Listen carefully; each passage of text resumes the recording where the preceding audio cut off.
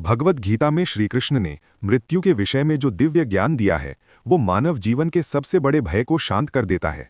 सामान्य मनुष्य मृत्यु को सब कुछ समाप्त होने के रूप में देखता है, लेकिन गीता हमें सिखाती है कि मृत्यु अंत नहीं है, ये केवल एक परिवर्तन है।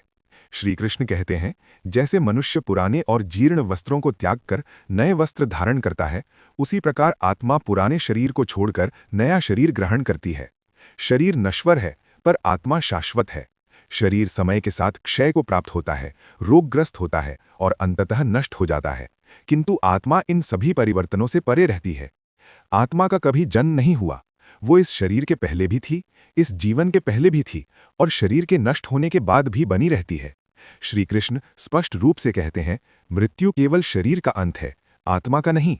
ये सत्य हमें ये समझाता है कि हम केवल ये शरीर नहीं है, बल्कि हम उस चेतन तत्व के स्वरूप हैं जिसे आत्मा कहा जाता है।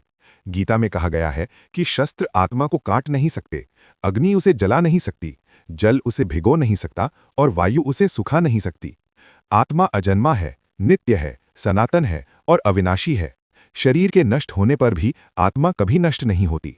जब ये ज्ञान हृदय में उतरता है, तब मृत्यु का भय अपने आप समाप्त हो जाता है। मनुष्य तब जीवन को अधिक सजगता, संयम और धर्म के साथ जीने लगता है। वो ये समझ लेता है कि इस संसार की संपत्ति, पद, यश और शरीर सब क्षणिक हैं, लेकिन कर्म और चेतना आत्मा के साथ आगे की यात्रा में चलती हैं।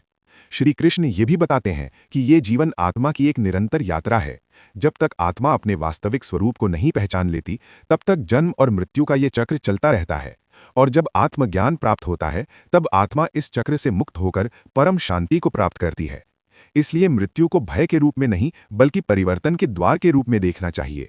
मृत्यु नाश नहीं है, अंत नहीं है, ये आत्मा की अनंत यात्रा का एक पड़ाव मात्र है।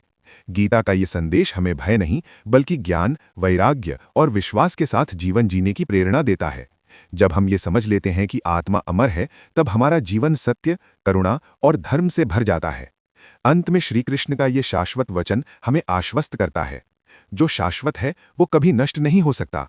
मृत्यु विनाश नहीं, परिवर्तन है।